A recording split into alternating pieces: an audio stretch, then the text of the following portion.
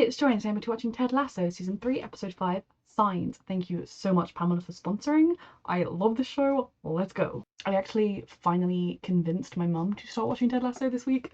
Like, she just had this weird idea in her head. I finally found out she thought it was about American football. I think when I was trying to explain it to her, she basically heard American football coach and was like, nope, not interested. And I had to and now she's like, it's just so much more. And I kind of agree with this show.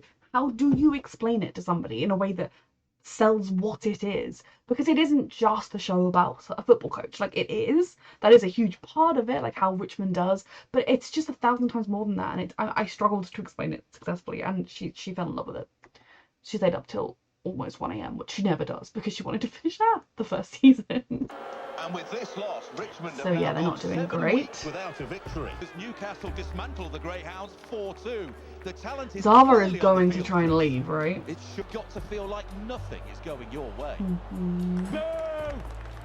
Manchester City midweek, they're surely not in form to finally crack the... Richmond eat more ass than your mum. Buddy, you gotta get off Twitter. Yeah. This is a text from my father. Oh, boy. Jesus Christ. I just don't get it. Quick question for you. Are we ever going to win another fucking match? Yes. Thank you. We're engaged. Ring-a-ding-ding, wedding calling. Engaged. People move fast. You just said shite in nining armour. Yeah, I meant to say knight in shining armour. I just said. First of all, that story was terrible.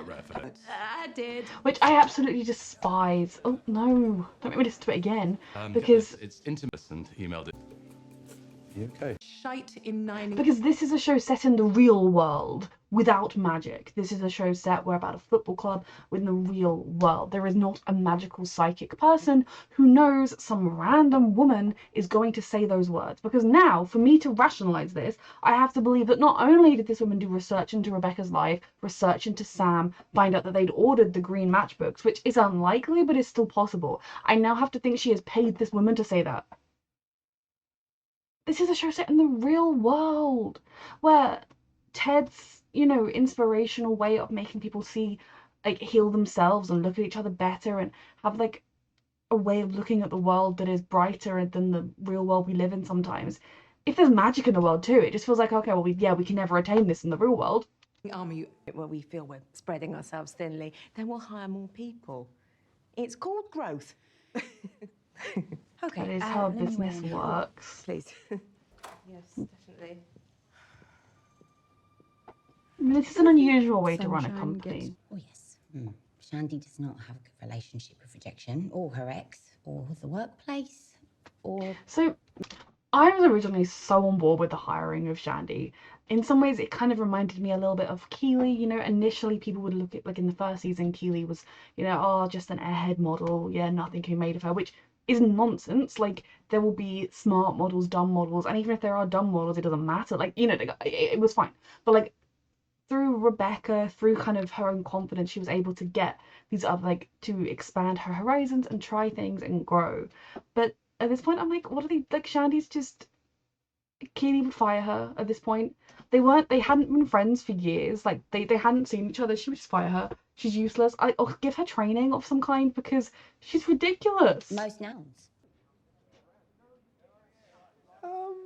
Has he got ideas? You got an idea for us? You're kind of like one of them sadistic nature documentarians, that won't put down their camera even though they see a poor, defenseless, adorable little injured monkey about to get attacked by a pack of hyenas.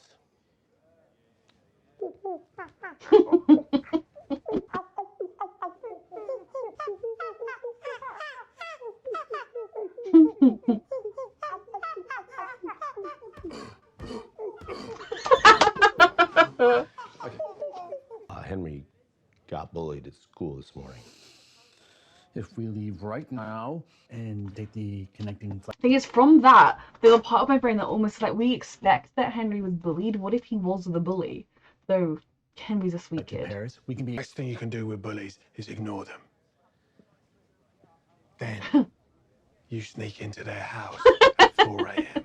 Of course. Which, statistically speaking, beat them with a thick, heavy rope soaked in red paint. You laugh as loud as you can for as long as you can. And then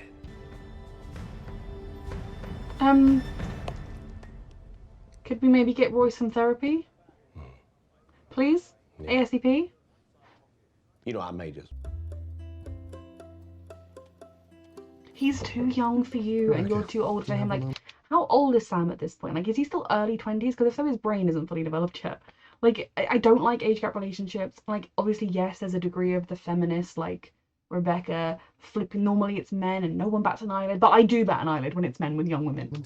My Aunt Devora has a touch of the shine, a little bit of the inner eye, and she predicted that This show we doesn't and need I would this. have 5 children.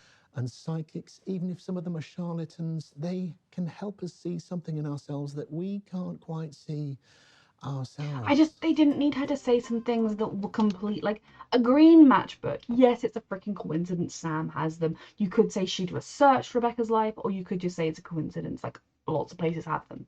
But the shite in Knighting armor, or whatever, like, there is no universe in which that psychic knew that woman was going to say that. And it sucks me straight out of the world of Ted Lasso into, like, what the fuck? I'm fully not invested in these Rebecca scenes now because it's nonsense. Well, I don't want to appear too forward.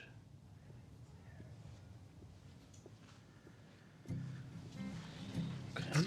Mate, she's only interested in you because you have a wealthy job and you get in the papers. Now, if she got to know you and you were your real you, not this you, she might well like you a lot. But, like, as things stand now...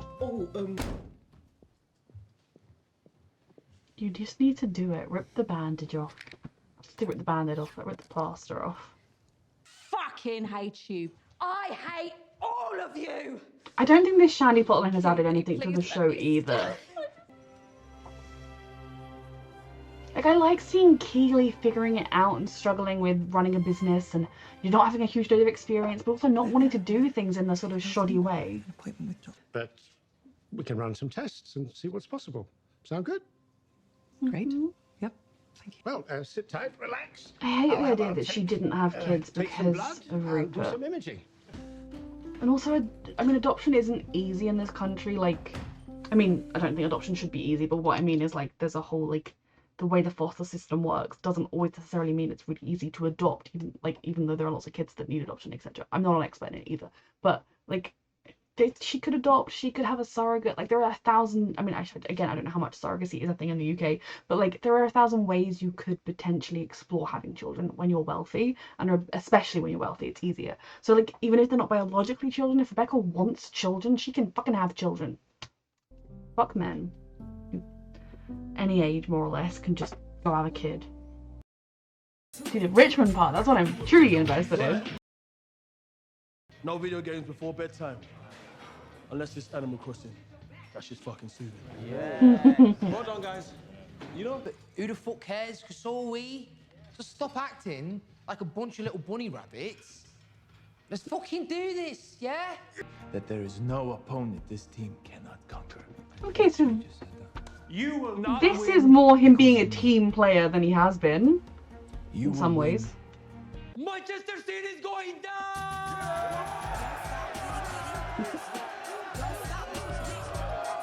Jamie, you inspired Zava there. No, Ted. Yeah. He's Henry the wasn't bully. bullied. He was the bully. What? It's really hard to see the worst in your AFC kids. Richmond versus the loss on the I wondered that calendar. because it was so vague. Bullying, not he was bullied. I was like, that they were all expecting like this sort of sweet little kid that we know.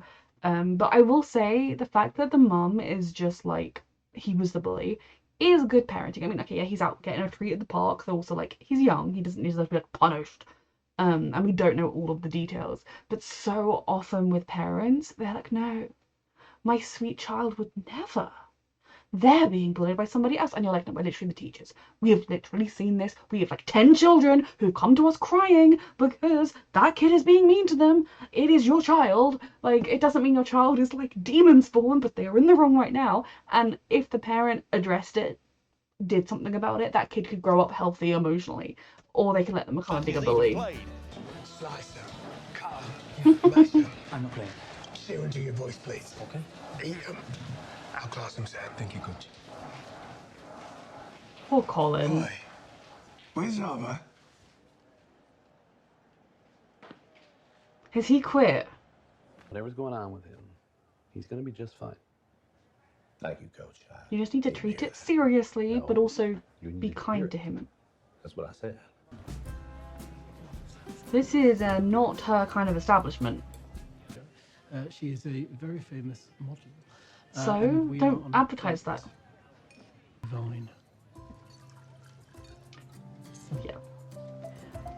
Are they kind of settling up between them? Like, this is not the kind of place Anastasia would go. No, don't say I'll call after the match to discuss. Just don't tell her you have the results until after the match. Or tomorrow or something. Nobody knows where he is. That fucking prick's not answering his phone. Neither Is his he agent, his manager, his publicist. in breach of trainer, his contract? Or is he dead? pressurist, his... Okay, look, I know it might not exactly be cool. This Nate, place is important to me. she's not This is where my dating... family celebrated our... Nate, she's not dating you for you. She's not dating you because she wants to get to know you or because she wants to come to this place. She's dating you because you're a football manager of one of the biggest clubs in England. Like, if you're being yourself, plenty of wonderful, lovely people will fall in love with you. If you're being a weird asshole, Nate, literally no one will actually fall in love with you. They'll just fall in love with who you are. So, why have you... I mean, it's like Nate thinks he's got where he's got by acting like an asshole, but then he thinks like, oh, I'll just be myself with this. But like, he's not thinking. Birthdays. And the final score is 4-0 as the Richmond Ahabs are still unable to I'm catch surprised their there's still that great many people in the blue well. stands. And without Sava, There are other options if this is bad news. Okay. It's not Right, good yes, news. that's what I thought. You can still have a family if you want one.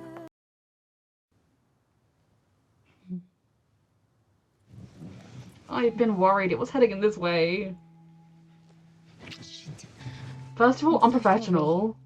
Ask first. Second of all, I want her and Roy together. I should have. Like, you shouldn't mix, like, a business investor and date them. Like, that's not a thing that you should do. Though nothing that Keely's done has been good. And then second of all, I want her with Roy. Like, yes, it's good for this show to diversely expand, but... Clever. Oh, Ted.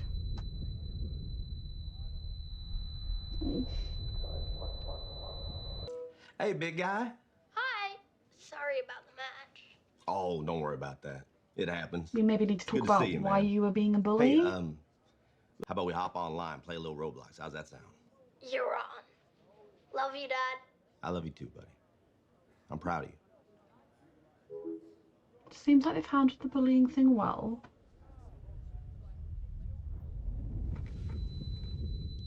You're not okay, Ted. Do I want to win? Heck yeah. But I also want to do it with folks that want to be here. It's not like we could handcuff him to his locker and make him love us. We could have tried. Danny. Guys, look. We didn't need Zava. Yeah? All you fellas need to do is believe it. It's a sign. That's it, we do. No, hold on. Hey, knock it off, okay? We're not doomed. We don't let the No people one that is try and doomed. tear The us bumper catch? down. Yes, you're right. It's just a sign. All right, guys, listen to me. Belief doesn't just happen because you hang something up on a wall. All right? But please hang it back up, because I like from it in being here. there. You know? Mhm. Up here, down here. Envy or fear, shame. Colin. I don't want to mess with whether we've been I just worry about what this is going to do for or maybe Keely's we've hurt business. somebody else. And then I selfishly am like, oh, I like Keely and Roy together. But what about the belief? To believe in yourself, to believe in one another. Man, that's fundamental to being alive. And look, yo, hey. Can't nobody rip that apart.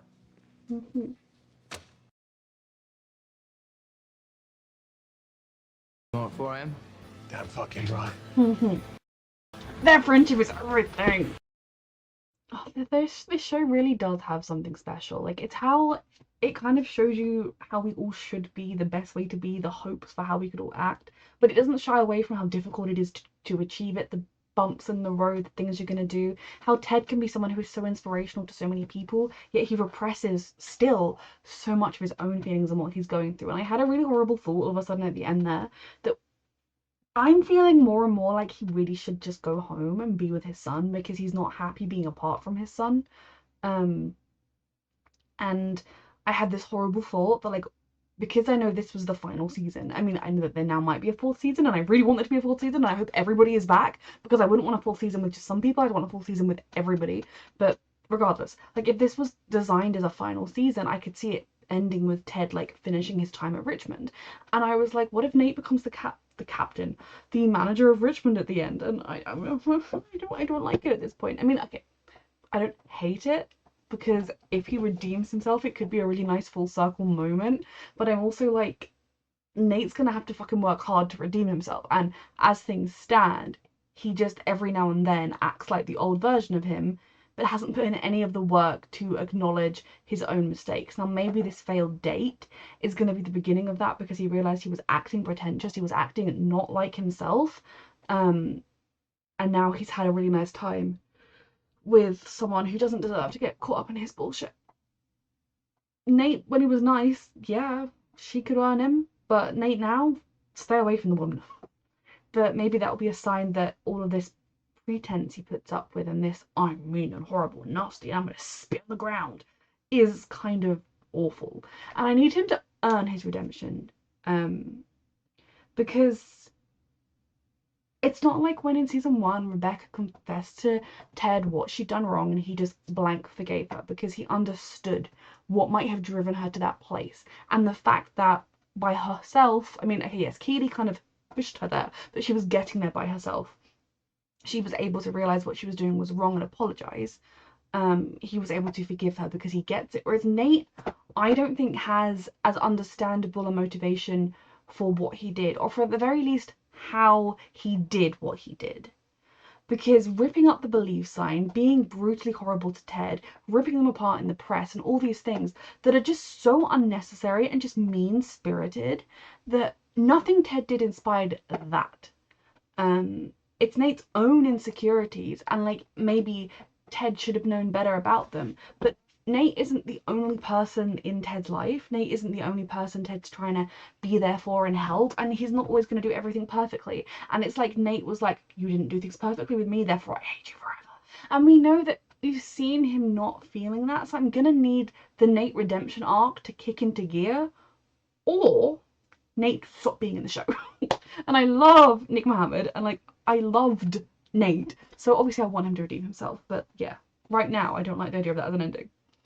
Keely's plotline as well is kind of frustrating me a bit at the moment, because I feel like it's not really got anything to do with the show anymore, obviously other than it being Keely's plotline, and I do love Keely. Now, if it's just her managing her business and navigating like how to be a girl boss and like how to kind of survive in this environment where she doesn't want to do things by the book, she wants to do things her own way, and having the times where that works, the times where it doesn't, that's fine. The Shandy stuff took far too much time out of multiple episodes, and I don't like her sleeping with her boss investor person, and that isn't because I don't like her. Like, she could be bisexual, pansexual, I don't mind, I support this, but the petty part of me is like, I want her with Roy, I want them to work things out, at least talk things through. And if she's actively with somebody else, she's not going to want to talk things through with Roy. Though I'm kind of hoping that this is more of a just, we're drunk, we both would like some company, and not going to be a relationship. But it also could make things incredibly awkward, and this is the woman that finances her company. So again, I don't think Jack is someone who's going to turn around and go, well, I got what I wanted from you, no more money, or even like, you broke my heart, no more money. But it's still just an incredibly dumb move to do.